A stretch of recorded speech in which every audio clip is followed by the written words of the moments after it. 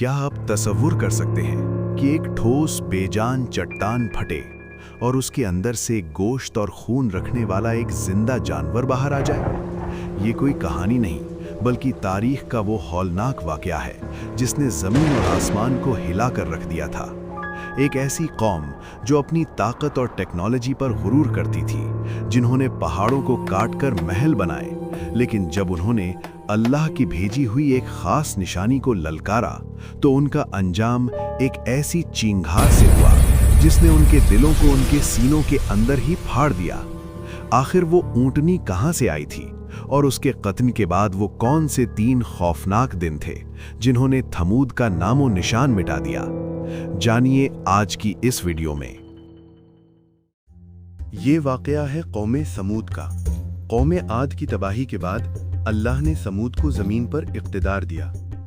ये लोग Saudi Arabia के इलाके अल हिज्र में आबाद थे। अल्लाह ने इन्हें बेपनाह जिस्मानी ताकत और हुनर दिया था। ये लोग मौसम से बचने के लिए मैदान में महल बनाते और पहाड़ों को तराश कर मजबूत घर बनाते थे, लेकिन इनकी ताकत ही इनकी बर्बादी बन गई। इन्होंने अल्लाह को भुला दिया और बुत परस्ती शुरू कर दी। इनका घमंड आसमान छू रहा था। तब अल्लाह ने उन्हीं के भाई हजरत सालेह अलैहिस्सलाम को नबी बनाकर भेजा ताकि वो इन्हें सीधा रास्ता दिखा सके।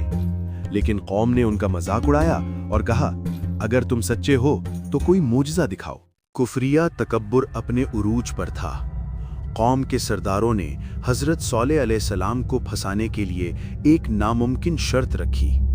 उन्होंने एक बड़ी ठोस चट्टान की तरफ इशारा किया जिसे अल कतीबा कहा जाता था और कहा, ऐ सालेह, अगर तुम्हारे रब में ताकत है तो इस पत्थर में से एक ऐसी ऊंटनी निकालो जो गाभिन हो और उसकी ये निशानियां हों।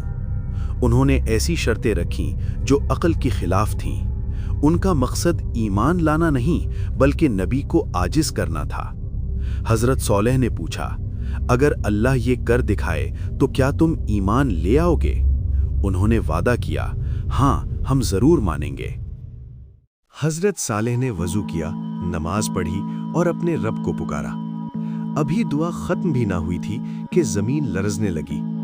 देखने वालों की आंखें फटी की फटी रह गईं। वो ठोस पत्थर किसी जिंदा चीज की तरह हिलने लगा। उस चट्टान में दरार पड़ी और उसके अंदर से एक अजीमुश्शान ऊंटनी बाहर निकली, बिल्कुल वैसी ही जैसा उन्होंने मांगा था। ये नकातुल्लाह थी, अल्लाह की ऊंटनी। ये कोई आम जानवर नहीं था, ये एक चलता फिरता मोजज़ा था। कुरान गवाह है कि जिस दिन ये ऊंटनी पानी पीती, उस दिन पूरे इलाके का पानी सिर्फ वही पीती थी और बदले में इतना दूध देती कि पूरी कौम के बर्तन भर जाते।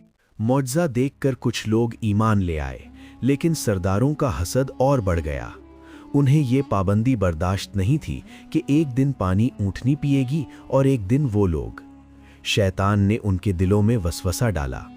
शहर में 9 बदबख्त लोग ऐसे थे जो ज़मीन में फसाद फैलाते थे। उन्होंने फैसला किया कि वो अल्लाह की इस निशानी को ख़त्म कर देंगे।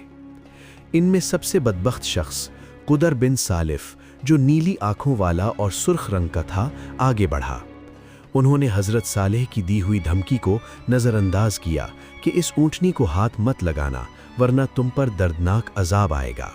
जब ऊंटनी घाटी से निकलकर पानी पीने आई तो इन जालिमों ने घात लगाकर हमला किया। पहले एक शख्स ने तीर मारा और फिर कुदार बिन सालिफ ने तलवार से ऊंटनी की कूंचें काट दी। ऊंटनी दर्द से चिल्लाई और जमीन पर गिर गई। उन्होंने बेदर्दी से उसे ज़िबह कर दिया।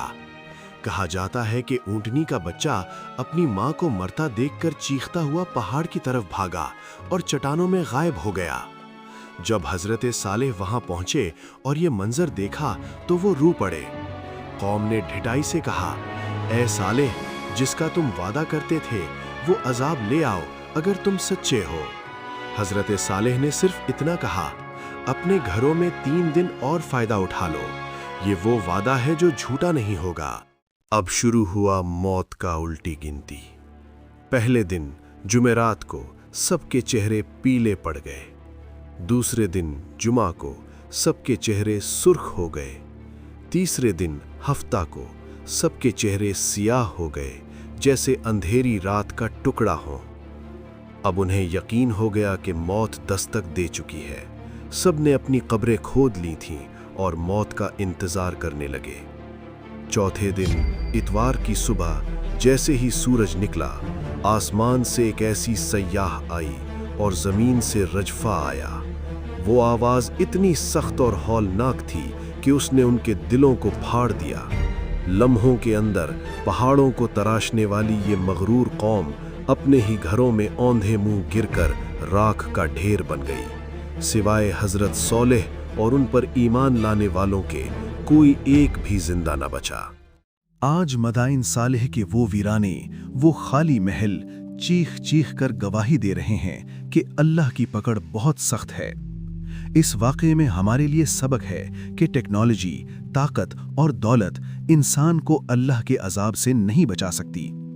جب انسان اللہ کی نشانیوں کا مذاق اڑاتا ہے اور حرام کو حلال سمجھنے لگتا ہے تو پھر تباہی مقدر بن جاتی ہے۔ اللہ ہمیں تکبر سے بچائے اور اپنی نشانیوں کا ادب کرنے کی توفیق دے۔